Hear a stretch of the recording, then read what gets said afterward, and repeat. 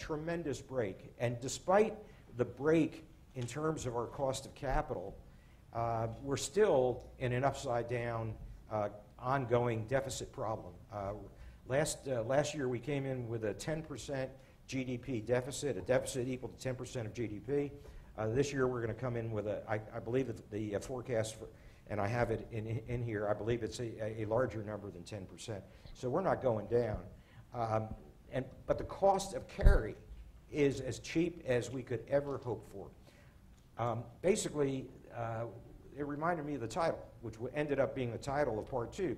The title of Part 2 was Sovereign Debt is the New Subprime. What was true about subprime borrowing was the borrower did not have the means to pay the debt, yet money was thrust at them. On what basis? It was interest only, no principal, which is what we have because we don't pay principal. We just refinance debt as it comes due. So it's interest only, and the interest rate is a teaser rate because the world capital is piling into our short-term treasury market. So basically, we're no different from the subprime borrowers because we're borrowing on the terms of, it's actually like the option arm of the subprime borrower. The issue, what was the option? The option was on the part of the borrower whether they cared to pay principal. And of course, they didn't care to pay principal. Well, that's what we have for country finance is option arms at short-term floating rates, which makes you highly vulnerable, and you see how vulnerable it gets because those option arms now have reached a point where they now convert to where the principal starts being paid off, and they go to a market rate, so you get into, quote, payment shock. So basically, that's what this article is saying. The United States is facing payment shock. When we go from the option arm, start off with the teaser rate to where we really have to start retiring the mortgages at market terms, including principal.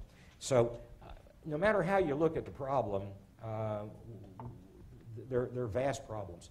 Other articles in here, and the reason I'm pointing it out is I could get into this lecture and too easily skim over them, but it includes about page 5 or 6, the long-term budget outlook by the CBO. If you think this is newspaper rhetoric, how about the CBO? The CBO is the nonpartisan Congressional Budget Office, which is, as far as I know, they're squeaky clean. I've never seen any instance where they weren't. I can't imagine that someone hasn't tried. But nonetheless, they're the ones who price out and cost out government programs for our legislators. And look at just the first paragraph. The first paragraph of the long-term budget outlook by the CBO says, under current law, the federal budget is on an unsustainable path. Now, where have you ever seen this in a government document before? No spin, no spin control whatsoever. Under current law, the federal government is on an unsustainable path, meaning the federal debt will continue to grow much faster than the economy over the long run. So that's basically what I'll be looking at, the debt relative to the ability to pay it.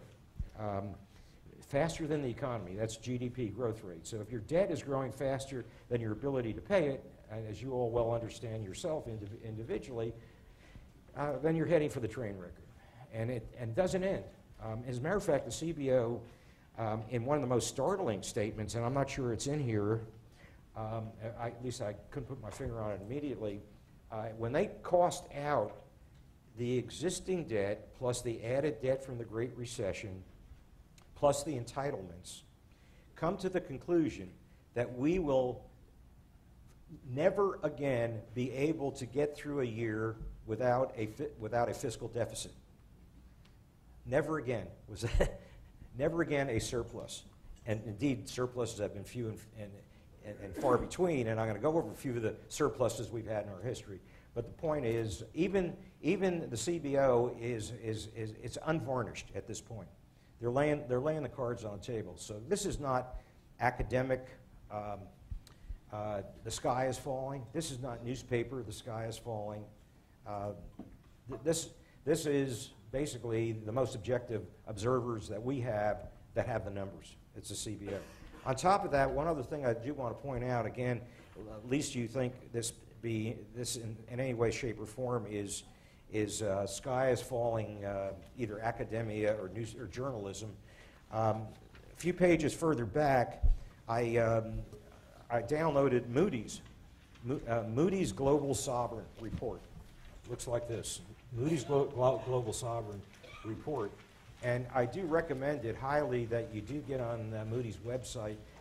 It turns out that Moody's was so badly tarnished by putting AAAs on some of the residential mortgage-backed securities that basically they're in the mode of trying to recover their credibility. And they're not pulling any punches with regard to government debt either. As a matter of fact, one of the keys behind the market exuberance for treasuries right now is they still have the AAA. They still have the Moody's AAA rating. So the big question becomes, look, Moody's, you lied to us about subprime. Are you lying to us about sovereign debt as well? And it turns out Moody's is very mindful of their position. Their position is highly threatened because their credibility has been diminished enormously. And what's occurred since the financial meltdown, where folks were stepping forward and buying residential mortgage-backed securities and other securities based on Moody's AAA, that all went, in the tank or were seriously downgraded. Moody's is going the other way. They're now trying to regain their credibility, or their franchise is lost. As a matter of fact, there's a lot of competition. Moody's is facing competition where, for example, the European Central Bank doesn't believe Moody's, and they're starting their own rating of sovereign debt. The insurance industry, for example, is starting their own rating agency. So Moody's, so now we have competition among the raters. So now they're competing, I guess, in the other direction, and not to see who would be easiest, but who's going to be the toughest. But nonetheless, Moody's is calling it the way it is as well. And basically what they have said, in fact, it was just about a few weeks ago, the U.S. got downgraded. And do I have the article in here? I somehow missed it, newspaper article. Moody's put the U.S. on credit watch. They put us on credit watch. We're not downgraded as yet.